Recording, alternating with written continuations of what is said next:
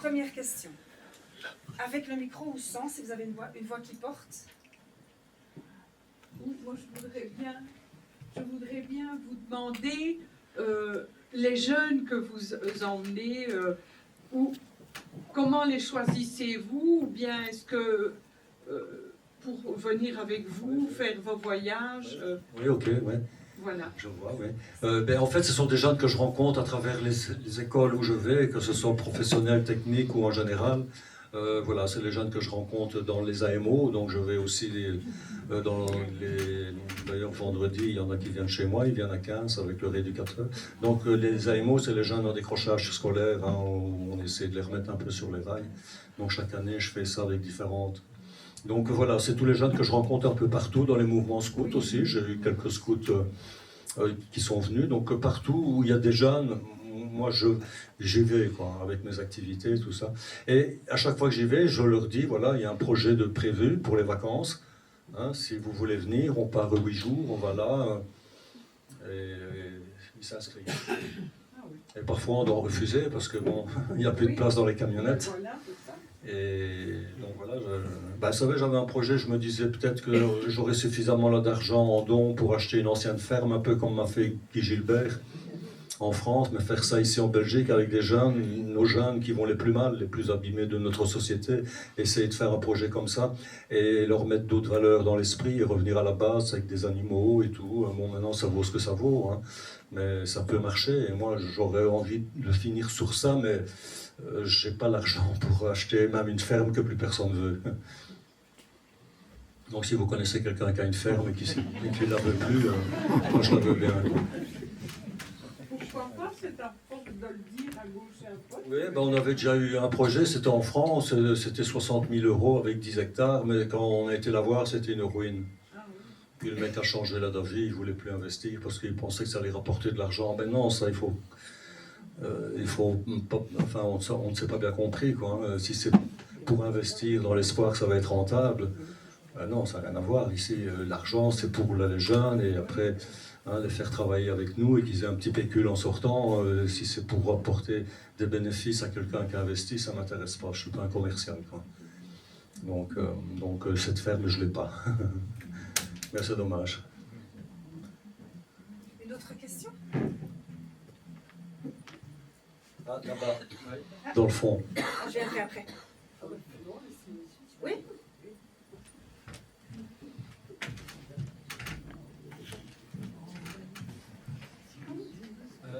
S'il y avait une chose à la sortie de la prison qui serait essentielle, ça serait quoi? Déjà, vous savez, la société, elle est malgré tout vindicative. Hein. Il suffit de dire qu'on a été en prison et déjà le regard change. Donc ce qu'il faudrait, que la population se rende compte que les prisons font partie de nos sociétés et quelqu'un qui a payé sa dette, on devrait l'accepter à part entière, quoi, et qu'il puisse avoir accès comme n'importe qui au logement et même au travail. Moi j'ai connu un propriétaire qui m'a demandé un certificat de bonne vie et mœurs que je ne lui ai pas fourni. Hein. Il me dit va ailleurs, je vais aller ailleurs. Ouais. Et pour travailler, il faut un certificat de bonne vie et mœurs. Donc la société a une petite éducation. En Hollande, ils font des journées portes ouvertes pour que le citoyen puisse aller voir en Belgique ce qui est fait avec son argent. Voilà. Parce qu'évidemment, si vous pouviez aller voir en prison, vous ne seriez peut-être pas d'accord avec tout ce qui s'y passe, quoi. Parce que la plupart des gens qui en sortent, c'est CPAS, article 60 et puis chômage. Voilà, c'est le parcours classique de quelqu'un quand il sort de prison et qui n'a rien en sortant. Donc voilà, il faudrait réfléchir sur ça. Hein. Il y a des gens qui veulent vraiment là s'en sortir, mais c'est difficile. Il faut vraiment s'accrocher. Et il y en a qui baissent les bras, évidemment. Hein. Et la cam, hein. Il ne faut pas oublier qu'une grande partie des détenus, quand ils sortent de prison, ils sont dépendants d'un produit, hein. Notamment de l'héroïne. Hein. L'héroïne, c'est la drogue qui accroche le plus. Hein. Vous en prenez pendant une semaine en fumette, hein. Ils font ça en fumette, hein. En prison, sur un papier à l'huile. Vous en prenez pendant 8 jours, le 9e jour, si vous n'en prenez pas, vous ressentez le manque, c'est d'office. Personne n'échappe à ça, quoi. C'est la drogue qui accroche le plus. Et la plupart des mecs, parce que évidemment, quand vous prenez de l'héroïne, la vie est belle, quoi. Tu allumes ta télécommande, ta télé, et tu passes ta vie à regarder la télé en cellule, quoi. Parce que, comme je vous disais, il y a de l'occupation pour quelques détenus, mais pas pour une prison entière. Prison de Lantin, il y a de l'occupation pour 300 ou 400. Le reste, ils sont en cellule, quoi. Tout le temps. Il y en a qui sortent même par la promenade. Ils sortent de la cellule juste pour aller à la visite. Il y en a. En Andenne, il y a plein de détenus qui ne sortent plus parce qu'avec les bagarres, les rivalités entre les différentes ethnies et tout, Andenne, c'est une prison où on met des grosses peines aussi. Hein. Donc où les gens ont moins de trucs à perdre. Hein. Ils ne sont pas encore dans leur temps et tout ça, donc ils peuvent devenir violents. Et Andenne, Commitre, voilà, ce sont des prisons où on met des détenus. Voilà. D'ailleurs, Haït, c'est où il y a une aile pour les terroristes. Hein. Je ne sais plus comment ils appellent ça, quoi. Donc c'est une aile où uniquement ils sont entre eux, quoi. Donc pas les mélanger avec les autres. Donc voilà, je ne sais pas si j'ai répondu à votre question. Oui? Ça va? Je vous envoie le micro. Non.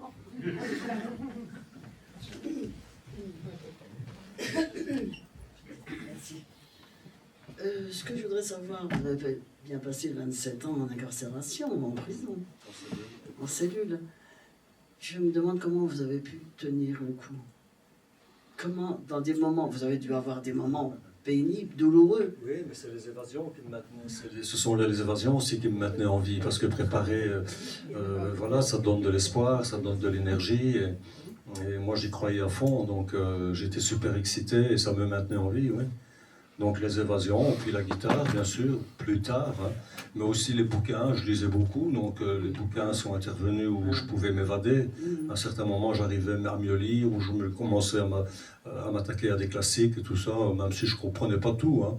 Parce que lire Nietzsche, ça fait bien intellectuel, mais bon, il faut tout comprendre aussi. Hein, j'ai lu Chateaubriand, enfin bon, voilà, là, des trucs que j'aurais jamais lus. Hein. Mais vous avez quand même connu des moments, vous, psychologiquement, pénibles. Ben, bien sûr. Comment vous surmontiez?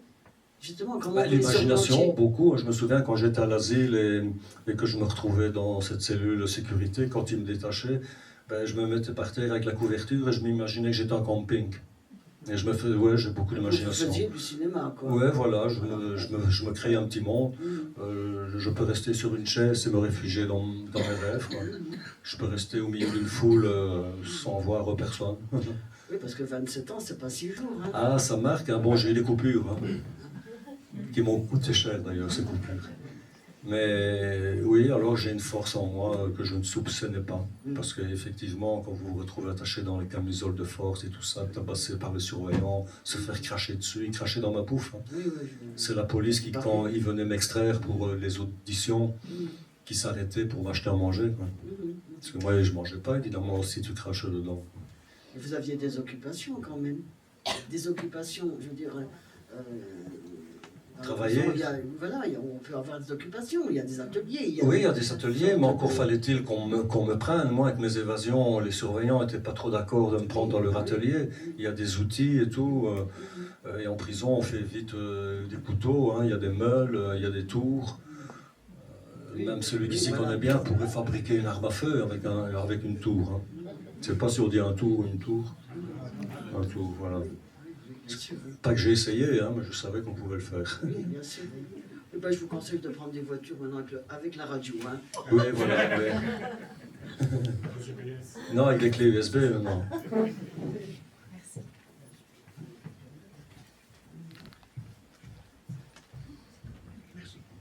Monsieur Thierry, je suis un peu partagé.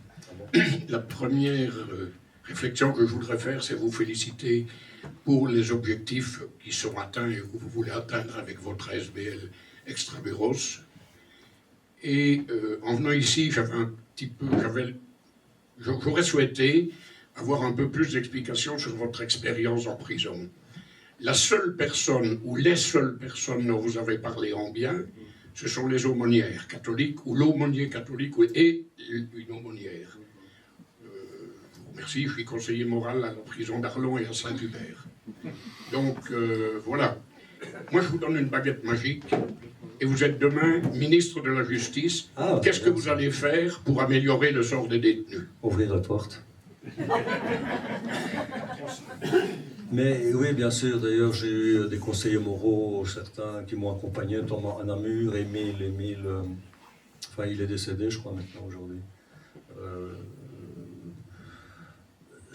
Attendez, c'était quoi ce que je conseillerais si j'étais ministre Ce que vous feriez pour améliorer le sort des personnes détenues. Ben, déjà, leur proposer un personnel compétent. Hein, parce que vous allez me dire, oui, il y a des psychologues et des psychiatres. Mais je tiens à vous rappeler que les psychologues et psychiatres qui travaillent à la prison, ils travaillent pour le SPS, ils travaillent pour l'administration pénitentiaire. Donc, quand ils rencontrent un détenu, ils font un rapport qui est accessible à la direction. Donc, la confidentialité, il n'y en a pas. Celui qui veut faire une thérapie, il doit le faire à ses frais. Mais encore une fois, les gens qui fréquentent les prisons, ce sont des gens dans la précarité. S'il faut commencer à payer leur psychologue et tout ça, et qui n'ont pas de sous, comment faut-il? Donc voilà, ce serait bien déjà... Les surveillants, bien sûr, c'est un métier difficile. Hein, moi, je ne le ferai pas. Mais voilà, c'est un métier qu'ils ont choisi, qu'il soit alimentaire ou autre. C'est un métier qu'ils ont choisi, mais c'est leur formation. Je ne sais pas si vous êtes au courant du temps de leur formation, c'est pas assez quand tu travailles avec l'humain.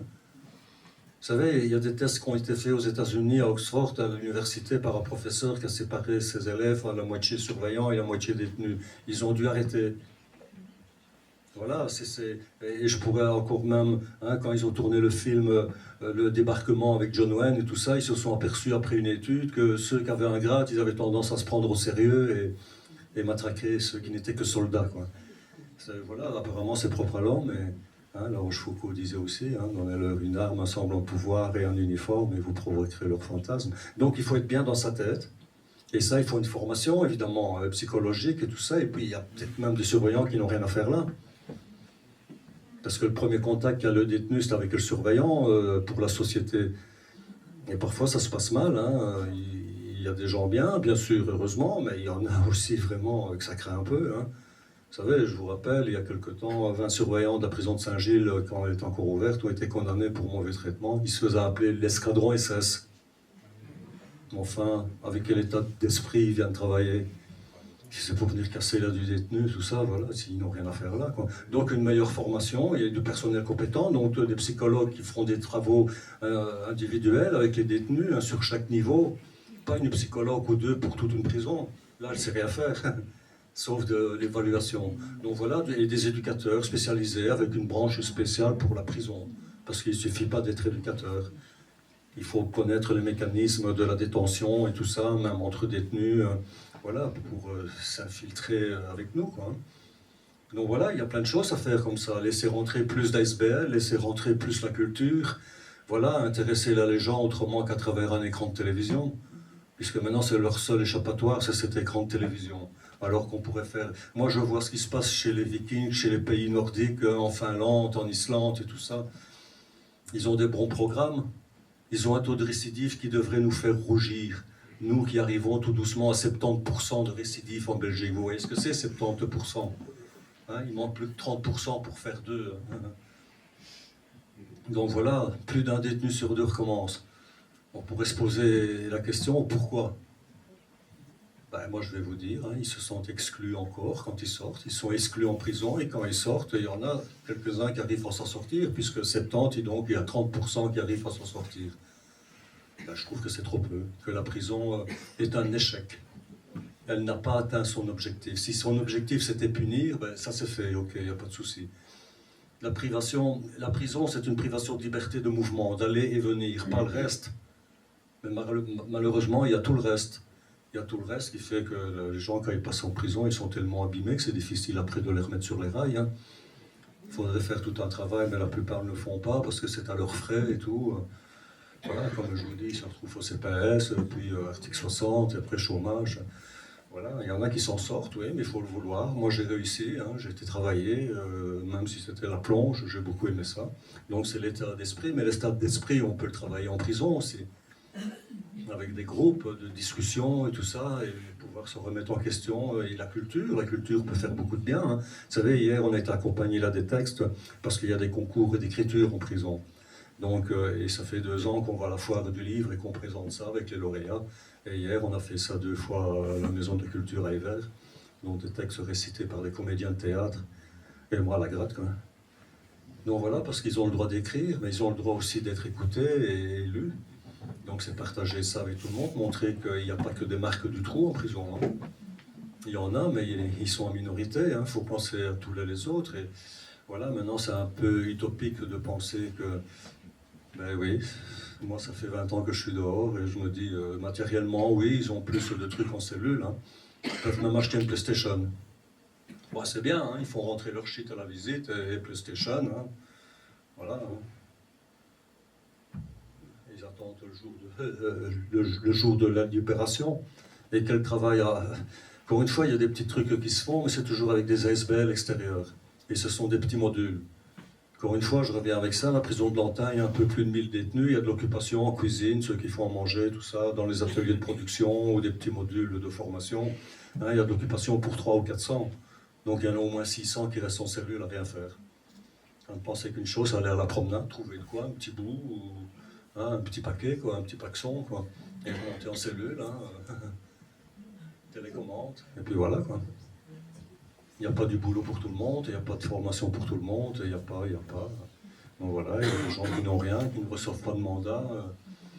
C'est le service social, quoi. Le service social qui n'est pas alimenté avec l'argent du contribuable. Le service social, c'est une caisse noire, donc les articles de cantine qui sont vendus aux détenus qui ont de l'argent sont plus chers qu'à l'extérieur. Et avec ce bénéfice, ils le mettent dans une caisse noire, et cette caisse noire sert à donner un paquet de tabac à celui qui n'a pas de sous pour en acheter.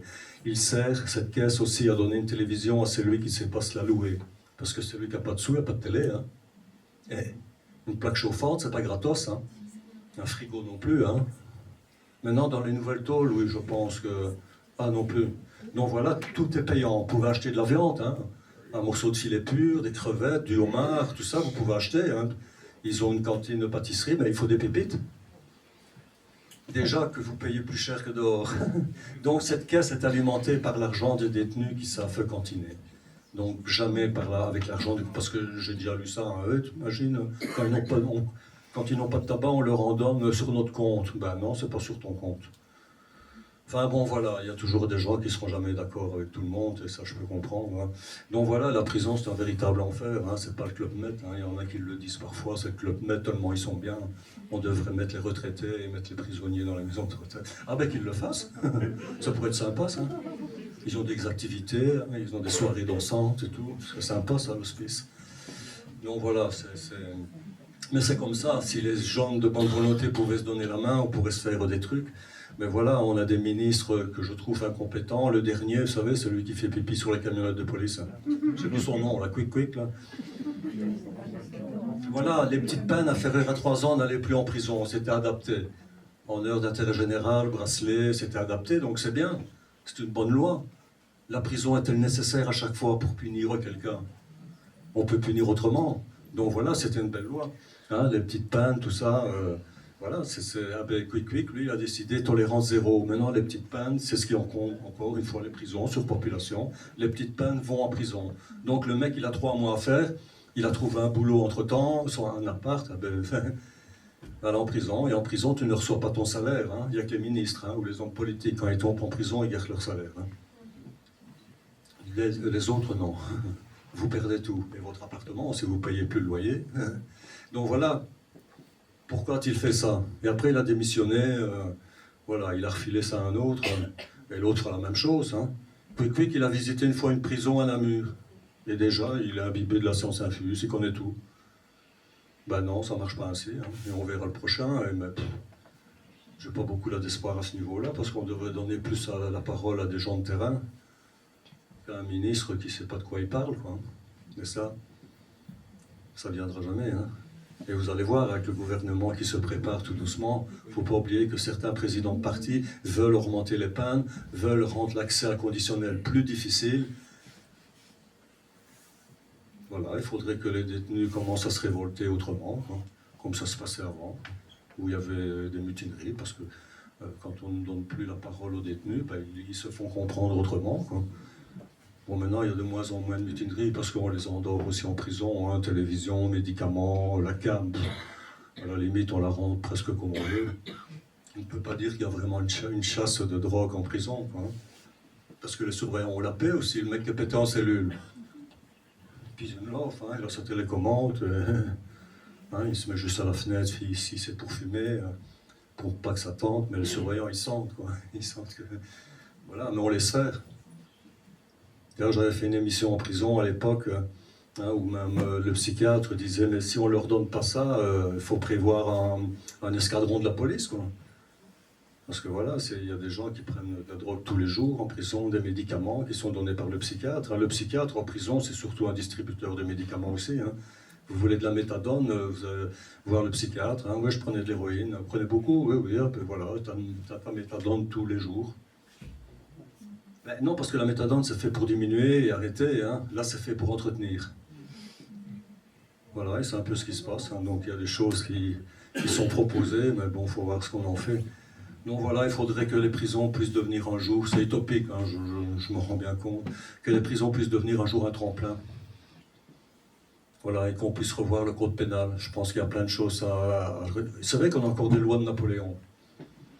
Enfin, avec lui, il faut arrêter, quoi. Il faut commencer à ne même plus parler de lui, même, il a foutu le brin, quoi, Napoléon. Donc voilà, j'aimerais voir quand même... Mais il y a des choses qui se font, Tout n'est pas négatif, mais c'est toujours grâce aux ASBL extérieurs. Voilà, c'est pas l'administration qui propose, c'est des gens qui viennent proposer des projets. Et à Liège, à Lantin, il s'est créé un truc, c'est le désistement de la délinquance par assistance.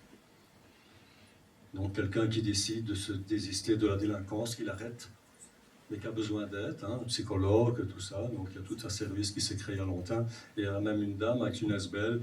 Elle est occupée à créer une agence de travail pour les gens qui sortent de prison. Voilà, quoi. Maintenant, il faut que les entrepreneurs marchent dans la combine, quoi. Sinon, voilà, ils donnent une chance à ces gens de travailler, gagner leur argent. Parce qu'il ne faut pas oublier que quand ils sortent, il faut payer les frais de l'avocat, il faut payer les frais de justice, il faut payer les parties civiles. Et toi, tu n'as pas encore de travail, quoi. Et puis quand tu as un travail, tu gagnes 1200 ou 1500, et tu dois payer là, tu dois rentrer là, tu dois payer là.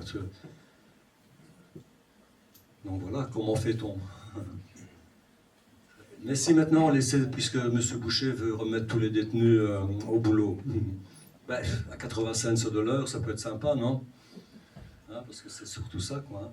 Mais on pourrait imaginer justement de faire travailler les détenus, mais qu'ils puissent avoir un salaire pour économiser, qu'ils payent un quote-part pour la prison, pour la nourriture, puisque les bâtiments ils sont là, et ça n'a personne de physique, c'est l'administration des bâtiments qui possède les prisons, je pense. Et que ça aille sur un compte pour que quand ils sortent, ils ont un pécule suffisant pour payer une caution et payer un loyer et s'installer, quoi. Parce qu'il ne suffit pas d'avoir un appartement, il faut encore le meubler. Enfin, maintenant, il y a des trucs de deuxième main. Moi, j'ai fait ça et c'est vrai que pour 150 €, on sait avoir pas mal de choses. Voilà, il faudrait. On a une question ici. Oui. Moi, la question que j'avais, c'était à quelles aides vous avez droit quand vous sortez de prison? Maintenant, j'ai appris il n'y a pas longtemps qu'ils ont droit à une prime pour s'insérer dans la société. Je ne sais pas là si c'est vrai. Moi, je n'ai pas connu ça. Les aides, c'est le CPS. Non, voilà, donc c'est pas vrai. On m'avait dit ça, qu'ils reçoivent une prime de départ. Donc, non, c'est pas vrai. Alors, c'est le CPS. Mais le CPS, quand tu sors de prison, tu vas au CPS, tu dois faire un dossier. Le dossier doit passer à la signature du président. Donc, ça peut prendre une semaine. Et toi, tu n'as toujours pas un bal en poche. Enfin, c'est bien parce qu'on leur donne quand même une aide, mais ça reste un minimum. Et puis, quelques temps après, on les met en article 60. Donc, ils peuvent aller travailler 1 an ou 2 selon l'âge, dans des entreprises où on les place. C'est pas eux qui les trouvent. Et après leur délai de contrat d'1 an ou 2 ans, ils sont automatiquement mis au chômage. Et ça, voilà, je trouve que ça n'a pas de sens. Si c'est pour les mettre 2 ans ou 1 an après au chômage et les laisser seuls chez eux, à tourner en rond, à se poser des questions et à ne pas trouver de boulot, parce que l'article 60, c'est pas une formation pour avoir un contrat après. Vous allez travailler dans une entreprise pendant 1 an ou 2 à salaire réduit. Parce qu'évidemment, vous n'avez pas le salaire que mérite le boulot que vous allez faire, quoi. C'est payé moins, quoi. Donc voilà, là je lance aucune pierre, mais il y a des choses à faire, ouais. Et on fait beaucoup de blabla et on ne voit pas beaucoup de changements à ce niveau-là. Je vous rappelle le taux de récidive. Moi, j'aurais préféré dire que justement, la prison est un vrai tremplin. C'est vraiment un outil pédagogique qui permet à certains de se remettre vite sur les rails et on les aide et tout quand ils sortent de chez nous. Voilà, ils vont mieux dans leur tête, quoi. Mais c'est pas vrai. Alors qu'il y a des pays, oui. Je reviens souvent avec les Vikings et tout ça, hein, mais je trouve qu'ils ont un bon mental. Pourquoi ils nous ont pas envahis ceux-là à cette époque, à la place des Allemands? Mais oui, hein.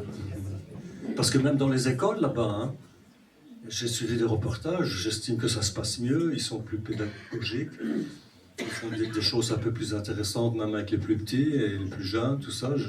J'aime beaucoup cette culture, quoi. D'ailleurs, la Finlande et l'Islande sont les 2 pays où on vit le mieux au monde. Hein? D'ailleurs, en Islande, ils ont fait une sorte de révolution aussi, hein, la presse en a très peu parlé. Hein, et voilà, quoi. Donc il y a moyen. Pourtant, bon, d'accord, ils ne sont que 350 000 là, en Islande, donc c'est plus facile, quoi. Mais voilà, ça peut donner là des idées, quoi, qu'il y a moyen. Il faut que la société soit juste pour tout le monde, mais ça, vous serez d'accord avec moi, c'est utopique. Hein. C'est... Ok. Oui, bonsoir. Bonsoir. Mais en fait, moi, j'avais plus une réflexion qui vient aussi appuyer ce que vous venez de dire. En fait, je fais actuellement un travail sur la réinsertion socio-professionnelle post-prison. Et en fait, ce qu'on a observé dans les écrits et dans des écrits de professionnels qui ont travaillé dans le domaine de la prison, et en fait, le problème, c'est déjà la population elle-même, les citoyens, et vous venez de le dire, il y a des avancées dans les pays nordiques parce que ce sont des pays progressistes où la place de l'humain tient une grande importance, où c'est l'humain qui fait avancer les choses. Ici, en fait, le problème se passe aussi, je ne pense pas qu'il y a beaucoup de citoyens qui sont prêts à installer ou à accepter en fait de participer activement à une réintégration. On voit toujours la personne qui va en prison, la prison punitive en fait. Donc le travail doit se faire aussi au point de vue des citoyens et de la population. Oui, bien sûr. Hein. D'ailleurs, au Canada, il y avait un truc, j'avais fait une émission de télévision pensant qu'on aurait pu faire ça ici en Belgique. Hein. Donc c'était au Canada, quand un détenu sort, donc il y a un projet, créer un réseau autour du détenu pour qu'il ne soit pas seul, pour l'aider à faire ses formalités et tout ça, et pas toujours le même, hein, donc un réseau. Et il paraît que ça marche. Hein, ils font même la justice réparatrice, mais autrement qu'ici, hein, de mettre en contact la victime avec le coupable, hein, essayer de faire un chemin avec ça, la victime essayer de comprendre pourquoi elle, et le coupable de s'expliquer aussi, de chacun faire son deuil, si c'est pas possible. Donc ils font là des choses qui sont intéressantes, quoi. On me dira, on fait ça en Belgique, mais bon, voilà, Ouais. quoi, donc voilà, il y a plein de choses à faire, c'est sûr. Hein.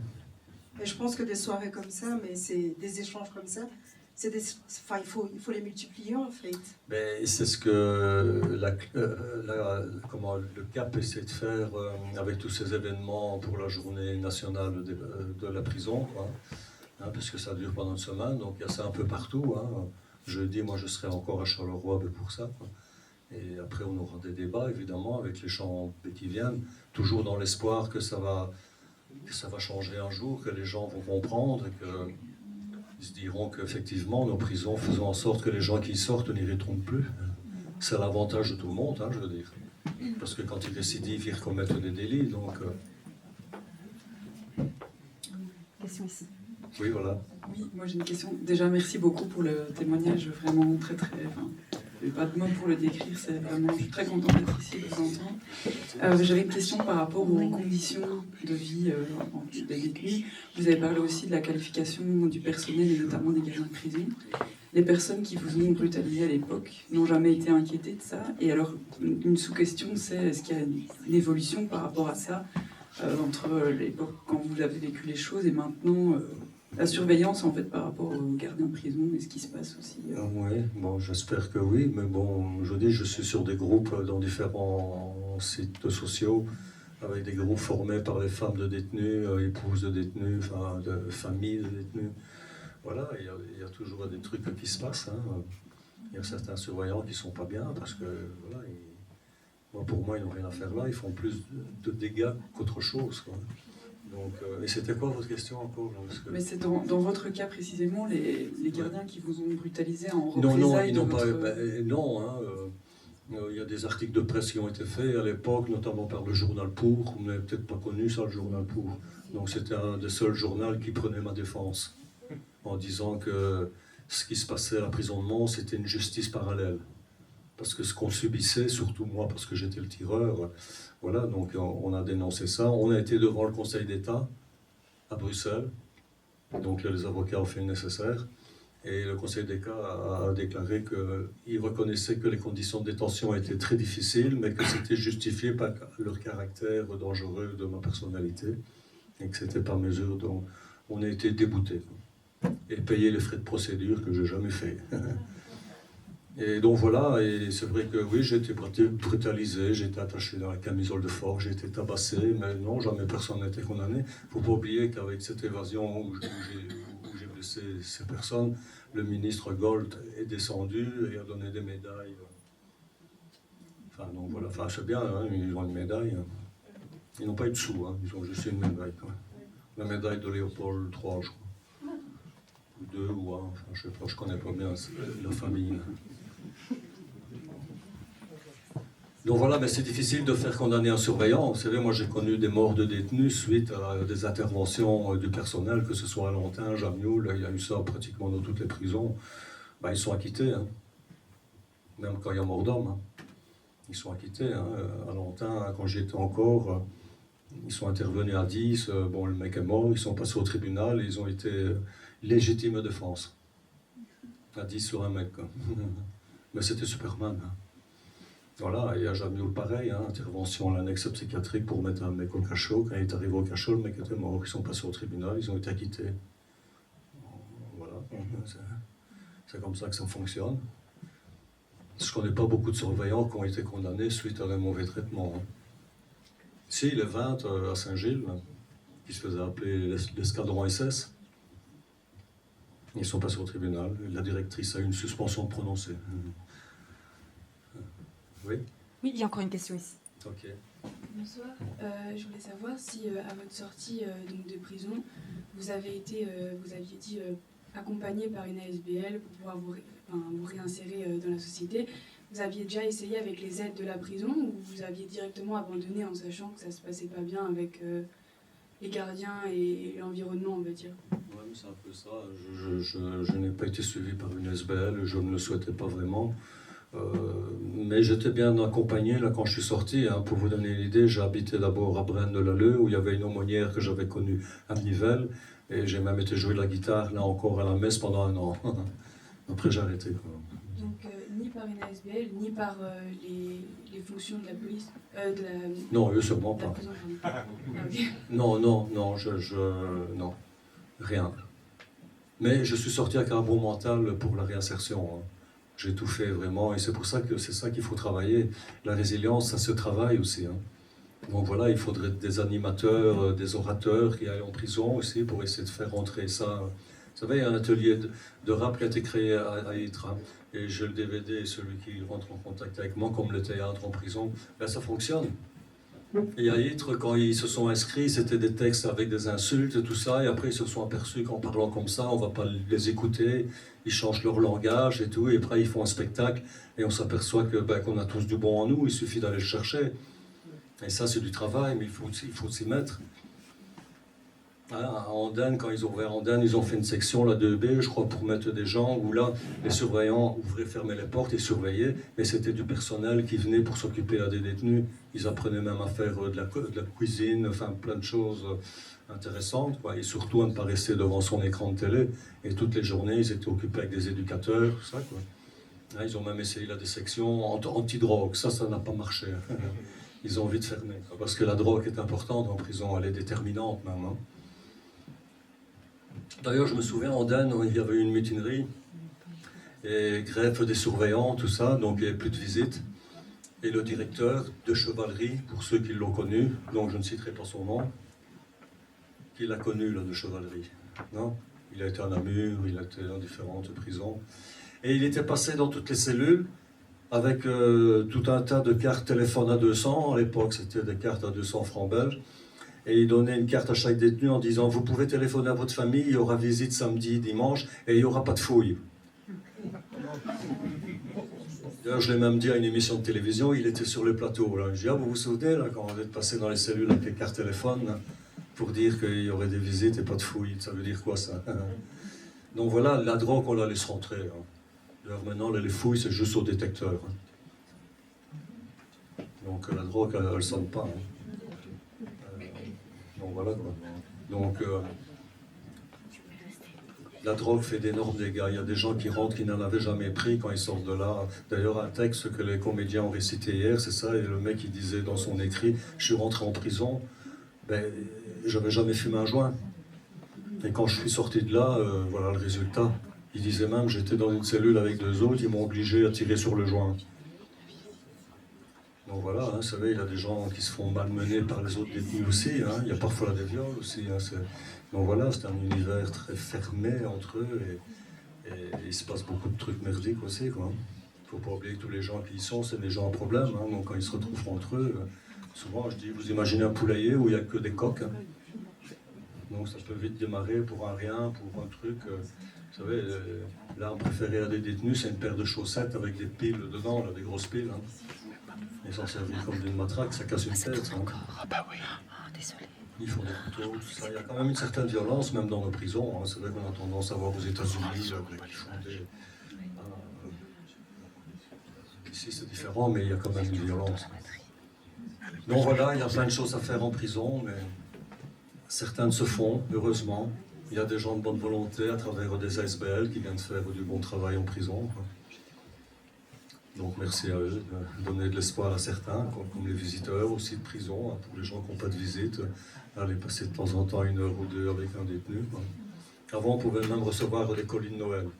Et les syndicats ont réussi à faire interdire ça aussi, donc maintenant les détenus n'ont plus de colis de Noël. Avant, ils pouvaient recevoir un colis de la famille, qui faisait toujours plaisir. Hein, en Noël, avant les fêtes de fin d'année, tu reçois un colis qui a été préparé par ta famille. Ben maintenant, c'est fini. Des petits trucs comme ça, c'est dommage, parce que ça restait mieux. Hein. Voilà. Enfin, vous me direz, ils ont un repas spécial à Noël. Hein. Ils ont une pêche au thon. Ça. Et des croquettes. Ouais, voilà. Ouais. Ah, ils donnent ça maintenant. Donc voilà, je ne sais pas si vous avez encore des questions à me poser.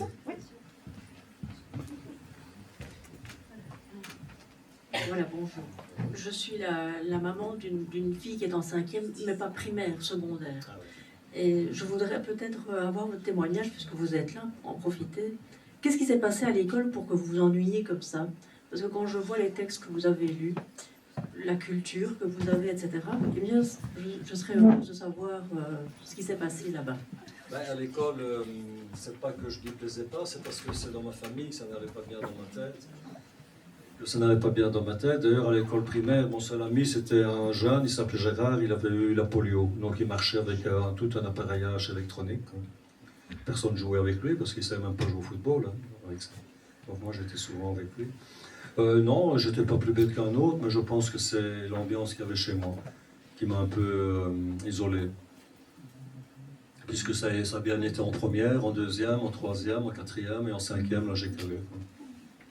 J'ai calé. Que s'est-il passé? Ben oui, je pense que ça vient de tout ça. Hein. Et puis un professeur aussi, une fois il m'avait soulevé par les joues comme ça. C'était une époque où on faisait une bêtise, on mettait encore les doigts comme ça, hein, et le professeur tapait avec une règle sur les doigts. Combien de fois on m'a mis au coin avec un bonnet d'âne? Ah, mais ça crée des traumatismes aussi, hein, cette histoire-là. Donc moi à l'école, j'ai commencé à ne plus trop aimer. Quoi. Et donc voilà, même si je suis resté 3 ans en 5e, j'espère que ça ne peut plus se passer aujourd'hui. Mais voilà, quoi. Mais je n'ai même pas réussi parce que je n'avais même pas de bulletin. Pourtant, j'aurais bien aimé faire des études, hein, parce qu'à un certain moment, je pensais partir au Togo, je crois, avec un programme de développement, la culture du riz et l'élevage de poulets. Et accessoirement, une mine de diamants qui était juste à côté. Bah, attends, il faut joindre l'utile et l'agréable, non? Mais ça s'est pas fait finalement, je suis tombé amoureux entre-temps. L'amour m'a changé le chemin. Quoi. Donc voilà, j'aurais bien aimé. Hein. J'aurais pu suivre des études par correspondance en prison. J'en ai connu un qui l'a fait, de la Bante à Amers. Hein. Philippe Lacroix, qui est devenu professeur. Il a suivi des études universitaires par courrier. En sortant, il est passé devant le jury central et il a eu un diplôme universitaire. Et maintenant, il donne cours en secondaire. Pourtant, il avait été condamné à la perpète. Et voilà, mais tout le monde n'a pas cette capacité de reprendre des études. Il faudrait à la limite remettre des classes d'école en prison et que le détenu, dès le matin, il va à l'école et finir son instruction, quoi. Voilà, et donner une petite grâce à ceux qui s'inscrivent et ceux qui réussissent. Tu réussis ton niveau primaire, tu as 6 mois. Tu réussis ton niveau secondaire, tu as 6 mois. Voilà, tu peux te prendre 1 an ou 2 comme ça, en suivant les cours. Même si tu le fais pour la grâce, au moins tu apprends un truc. Voilà, et je pense que l'éducation et l'instruction peut amener à te remettre en question. Parce que la résilience, comme le disait Boris, pour ceux qui le connaissent, je crois qu'il est vieux maintenant. Oui, il va arrêter. Ben, c'est lui qui a mis la résilience en évidence. Et voilà, il faut quand même un petit truc intellectuel hein, pour comprendre sa situation et voir ce qu'il faut changer. Mais ça, encore une fois, ça pourrait se travailler à l'intérieur. Ça pourrait se travailler, faire rentrer les gens, faire rentrer la culture, leur donner accès à tout ce qui se passe dehors. Hein. Ils sont juste privés de liberté de mouvement. Hein. Et ça reste des êtres humains, et l'être humain n'est pas fait pour rester enfermé. D'ailleurs, il y a des études qui ont été faites en Allemagne par des psychiatres pour dire après un certain nombre d'années, la prison n'était plus, elle dégradait, elle abîmait. Elle devenait encore plus néfaste, enfin, qu'elle ne rapportait plus rien à personne. Et pourtant, on continue. Parce que je ne suis pas le seul à avoir fait autant, hein. Il y en a d'autres. Hein. Moi, je parle de moi parce que bon, je connais mieux mon histoire, que je l'ai même vécu. Mais voilà, il y en a d'autres qui ont vécu là des choses aussi et qui y sont encore. Hein. J'en connais que j'ai connus et qui sont toujours en prison et qui ont mon âge. Hein. Hein, souvenez-vous de Marcel Abran. Il avait plus de 70 ans, il se retrouve encore en prison. Enfin, maintenant, on l'a libéré. Hein. Sa femme avait un cancer. Donc, pour raison humanitaire, hein, il a été libéré. Enfin, bon, voilà. Bon, Marcel Abran, c'est autre chose encore. Vous ne connaissez pas, je pense. Non. Oui, hein, il a défrayé la chronique. C'était le parrain là, de Liège. Nenni, hein, mais c'est. D'autres questions? Oui, je voudrais bien savoir. Bonsoir monsieur, merci beaucoup pour votre présence ici. Je voudrais savoir si vous allez de temps en temps, enfin régulièrement, visiter les prisons. Mais non, ils ne veulent pas que je rentre. C'est ça que je voulais vous demander. Les directions ne vous invitent pas. Je ne vais quand même pas prendre une arme pour entrer. Non. Ah oui, d'accord. Mais donc, quelquefois, j'aimerais bien, d'ailleurs c'était même prévu, on pensait pouvoir le faire ici, mais voilà quoi. Parce que si je peux en inspirer ne serait-ce qu'un, bah, ça vaut déjà le coup, non? Voilà, montrer que moi, encore une fois, je n'ai pas la science infuse, hein, je peux juste me baser sur ma propre histoire, dont je connais les mécanismes. Donc voilà, si un peut se dire, comme mon livre, j'aimerais bien qu'il soit dans les prisons et que les détenus puissent voir qu'il y a moyen, quoi. Maintenant, il en fait ce qu'il veut. Hein. Mais au moins essayer. Donc oui, j'aimerais bien. Et puis, avoir cette sensation de rentrer dans une prison en tant qu'homme libre. Ça doit faire du bien, quoi. Justement, moi je me disais que c'était ça qui serait intéressant, que vous puissiez... Mais oui, mais non, ça, mais ils ne veulent pas. Par exemple, je vais tourner dans une école où il y a la 7e sécurité, maintenant secondaire, professionnelle ou technique, je crois. Ils font la 7e sécurité, donc on prépare des futurs surveillants, ce qui est pas mal, hein, des futurs, tout ce qui touche à la sécurité, quoi, en fait. Hein. D'ailleurs, ils sont tous habillés en noir et tout. Hein. Et c'est tout, c'est des grands à chaque fois que je fais la photo. Enfin, je suis tout petit, moi. Donc je me mets sur une chaise parce que je dis, bon, quand même. Ouais. Mais ils avaient déjà demandé pour que je puisse rentrer avec les jeunes étudiants à la prison. Hein, et voilà, parce que je connais bien tourner aussi, quoi. J'y ai été aussi. Hein. Ils me connaissent bien aussi. D'ailleurs, j'ai fait une mutinerie, on a cassé la prison, tout. On s'est bien amusé, quoi. Et pourquoi, je ne sais plus ce que je disais. Ouais, voilà, donc j'aimerais bien, parce que je me dis, allez, de montrer ce que je fais avec mon SBL, et voilà, si je peux en inspirer, ou même en prendre un pour venir une fois à un projet. Je prends parfois un ancien détenu. Hein. Il n'y a que ceux qui sont dépendants des drogues fortes que je ne prends pas, parce que moi je ne suis pas psychiatre. Hein, s'il en a plus, je fais quoi? Je vais en acheter? Non. Donc voilà, donc, maintenant je ne parle pas là du joint, ça je suis plus tolérant, mais pour ce qui est de drogue dure et alcool dur, donc là je leur dis que l'alcool fort, non. Champagne, oui, mais alcool fort, non. Après, bon, ils font ce qu'ils veulent après de leur vie, hein, mes grands-parents, c'est un jour. Parce qu'on a déjà eu de mauvaises expériences, on leur a fait confiance et on s'est aperçu que voilà, c'est difficile, quoi. Surtout avec ça. Parce qu'ils aiment bien boire un coup. Et c'est pour ça que je les avais amenés dans Champagne, hein, pour vous montrer, il y a glou glou glou, et puis il y a ça. Après, encore une fois, comme je le dis souvent, ils en font ce qu'ils veulent après, quoi. Encore une fois, il y a l'éducation et tout, mais on vit dans un pays, une mentalité où l'alcool fait partie. Quand je vais dans les écoles, je vois toujours des night shops et tout, où on vend de l'alcool, qu'on vend plein de choses. Comment? Oui, vous allez, par exemple, je descends souvent à Nivelles, en face de la gare, il y a des night shops, et vous descendez plus bas, et les écoles sont là, quoi. À côté de la place, quoi.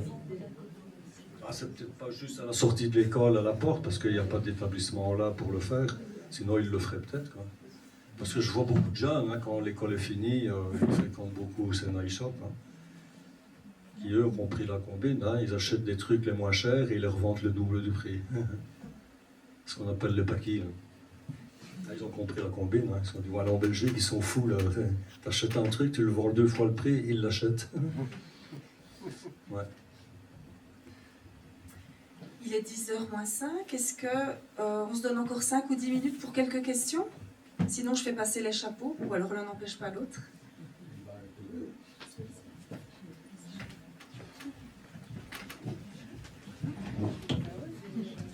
Bonsoir. Je voulais savoir si vous aviez eu des visites familiales, amicales, lorsque vous étiez en prison, et si oui, si ça vous réconfortait. Ben, ma mère venait me voir, j'ai eu aussi une copine. Parce qu'il y en a qui trouvent l'amour dans les fermes, dans les prés. Là. Moi, j'ai trouvé l'amour en prison. Ouais, c'était une prof de musique qui venait donner cours de musique, de guitare en prison, et on est tombé amoureux. Voilà. Celle qui m'a hébergé, qui était dans la voiture devant la prison quand j'étais libéré. Mais j'avais ma mère qui venait, mon père est venu aussi un certain temps pour préparer les évasions et tout ça, quoi. Oui, c'est vrai, en plus. Mon père m'a aidé à faire entrer les armes en prison.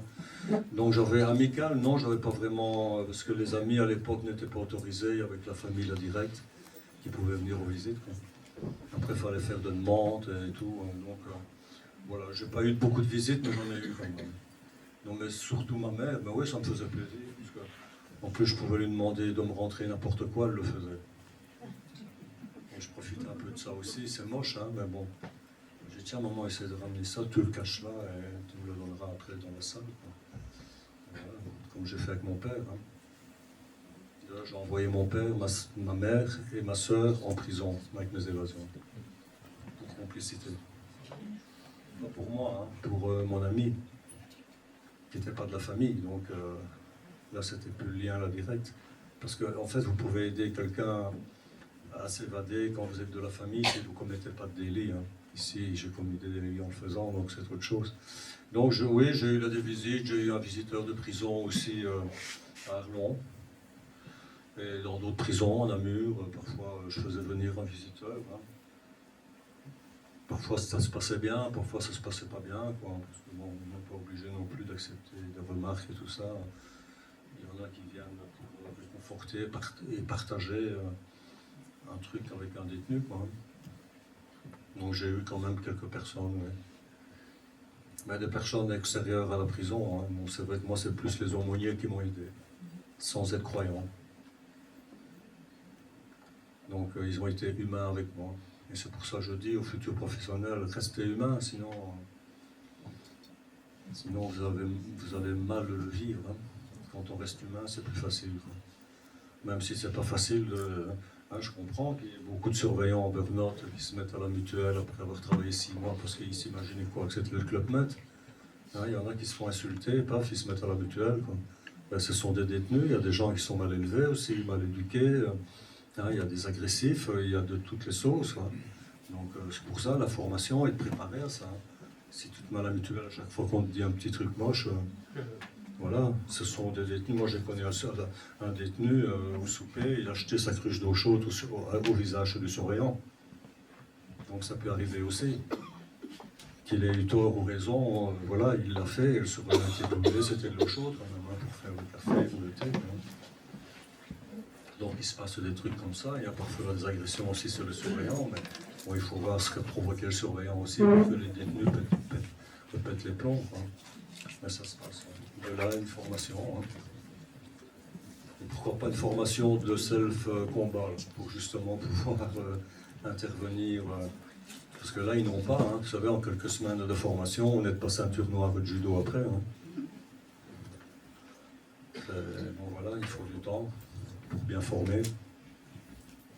Je ne sais pas si ça répond à votre question. Je me permets de rebondir sur ce que vous venez de dire. Et vous êtes beaucoup revenu sur le fait de laisser rentrer la culture dans la prison. Et je voulais savoir par rapport à l'activité physique en prison, quelles étaient les possibilités en fonction de ce que vous faisiez. Enfin, vous étiez de plus en plus enfermé au fur et à mesure des délits que vous faisiez, donc il n'y avait pas la même liberté au fur et à mesure du temps. Mais comment vous estimez que l'activité physique et le fait d'être resté en mouvement, ça vous a aidé à être là aujourd'hui Oui, bien sûr. Hein. Bon, moi, je courais beaucoup, donc j'étais assez physique, je faisais des pompes. Je voulais toujours être prêt. Hein. C'était pas pour que le physique soit beau, tout ça, non, mais courir, préparer l'évasion, oui, hein, faire des barres pour pouvoir ça va monter à la corde uniquement avec la force des bras. Donc je faisais des barres, j'arrivais même à faire sur un bras.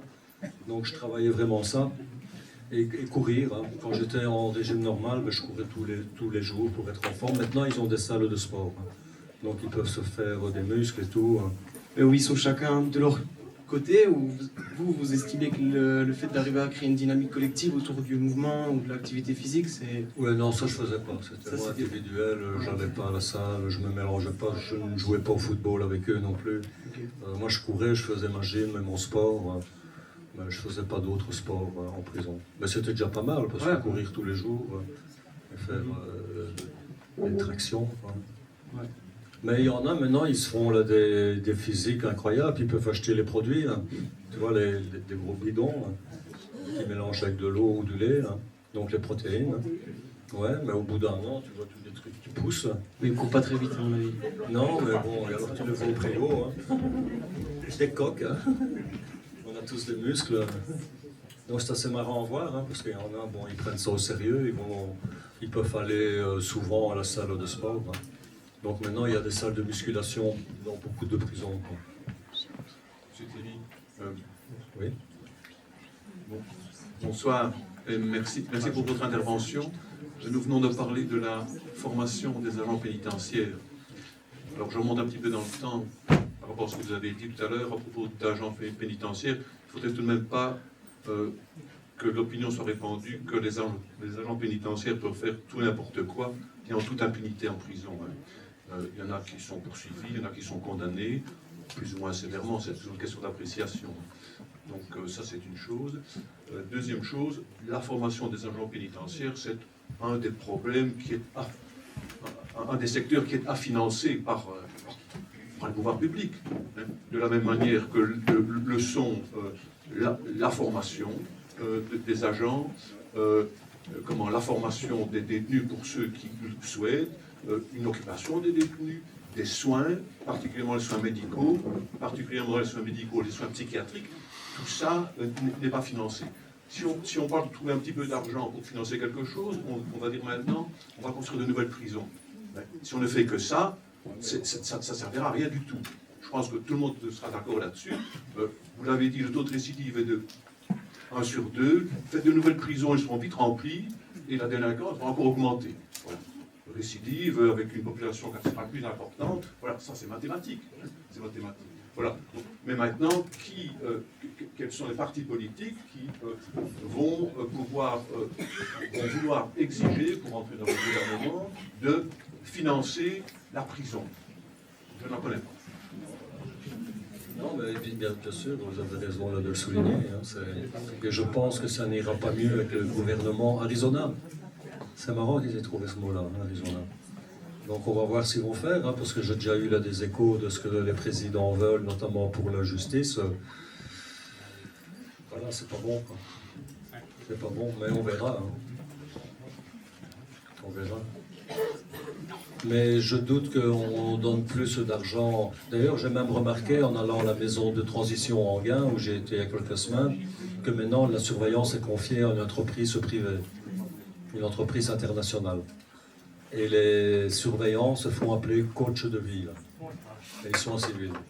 Ils ne sont pas en uniforme, rien. Donc je ne sais pas comment ça va aller. Je n'ai été qu'une fois, je suis resté que quelques heures. Quoi, ça me paraissait bien.